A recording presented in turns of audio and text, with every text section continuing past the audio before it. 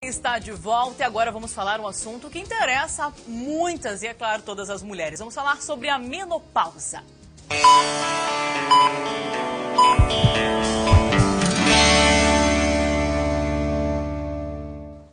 Um assunto que muitas mulheres já passaram ou, se não passaram ainda, vão passar.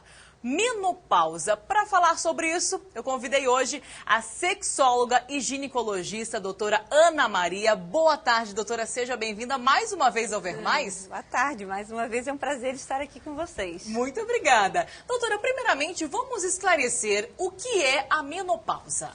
Bom, a menopausa é uma data. Certo. É o dia da última menstruação da vida da mulher. Né? Comumente, a gente chama a menopausa um conjunto de sintomas que se sente nesse período. Né? Na verdade, o conjunto desses sintomas, o nome correto é climatério. A menopausa, então, seria só um dos componentes do climatério. Certo? Certo, entendi. Agora eu quero perguntar também em relação aos sintomas, doutora. Sim.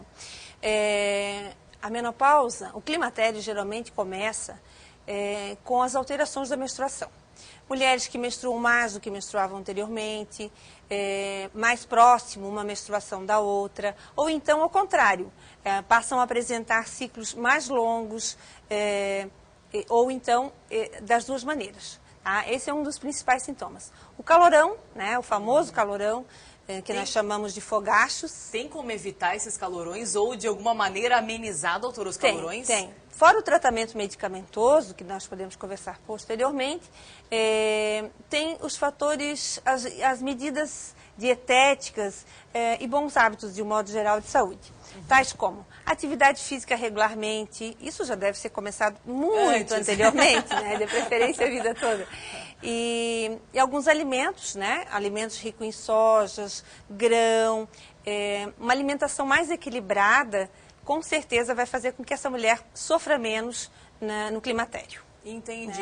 E tem mais sintomas para que eu quero que a doutora explique assim como de repente amenizar esses sintomas? Bom, sintomas são múltiplos, né? E pode variar de mulher para mulher. Os mais comuns são esses, o fogacho e a irregularidade menstrual. Mas geralmente se acompanha de dificuldade para dormir, insônia de um modo geral, alterações de humor. Muitas mulheres referem que estão como se estivessem na TPM o tempo todo. Né? Uma labilidade emocional maior, choro fácil, uma tendência, digamos assim, a um quadro depressivo. Né? Isso dura muito tempo, doutora? Os sintomas do climatério duram em cerca de 3 a 5 anos. Algumas mulheres não têm absolutamente nada, né? Ou praticamente nada, cerca de 20 a 25%. Mas o restante, a grande maioria, tem sintomas sim. E a questão do tratamento, doutora, quais as opções que a gente tem para amenizar aí essa questão? Então, além dos cuidados com a atividade física e alimentação, que é de extrema importância, nós temos os tratamentos medicamentosos. Os tratamentos medicamentosos, daria para dividi-los em 2 grupos. Os naturais, né, que são chamados os fitoestrogênios, e os tratamentos com a reposição hormonal propriamente dita. Né? Os tratamentos e terapia alternativa também é eficaz? Não tem a mesma eficácia. Não tem a mesma eficácia. Nos casos dos fogachos, dos calorões, eles muitas vezes são bastante reduzidos com essa medicação. Mas eles não têm o mesmo potencial do que os hormônios sintéticos. E por que tratar a menopausa, doutora? Deve ser tratada e por quê? Sim. Além de aliviar todos esses sintomas que a mulher pode apresentar e melhorar consideravelmente a qualidade de vida dela, tem as questões de prevenção, propriamente dito. A prevenção da massa óssea, nós sabemos que na menopausa o que ocorre?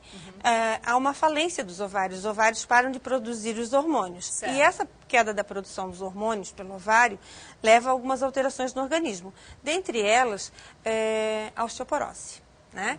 Que é a perda de massa óssea.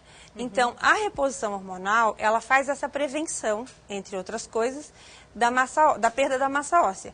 É claro que nós temos outras alternativas, a pessoa não é obrigada a usar hormônio para isso, mas, sem dúvida, é um fator, digamos assim, coadjuvante muito importante. Né? a prevenção da perda da massa óssea, isso é importante.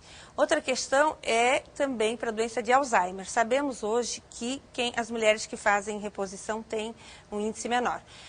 Essas questões, tanto para osteoporose como para mal de Alzheimer, não que a pessoa não vá ter, mas demora mais, o grau é menor, né? Então fica bem mais fácil de controlar, digamos assim. Doutora, e a questão da perda do libido, ou seja, falta aquela vontade de fazer relação sexual. Como lidar com isso?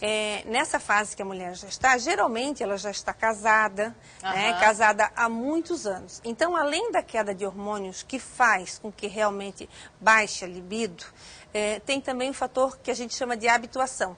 Aquele casal que faz sempre a mesma coisa a vida inteira, há 20, 30 anos. Né? Então, tem esse fator.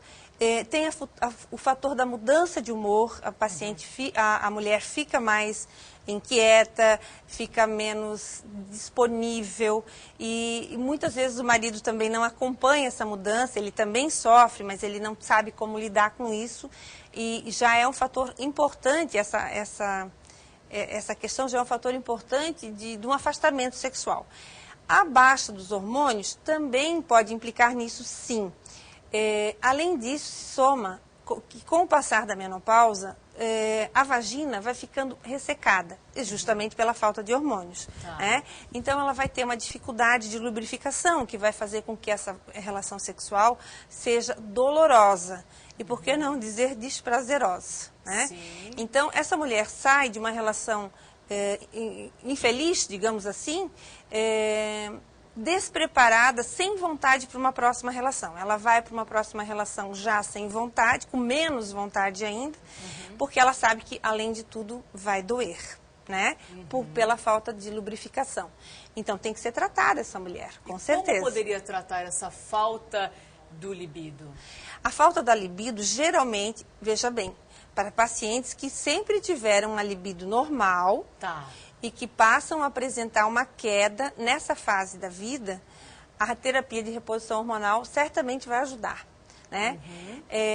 Se a mulher já tinha essa queixa, já era uma queixa anterior, né, não vai ser a terapia hormonal que vai melhorar a qualidade da libido dela. Né? E nesse caso tem que fazer uma terapia sexual.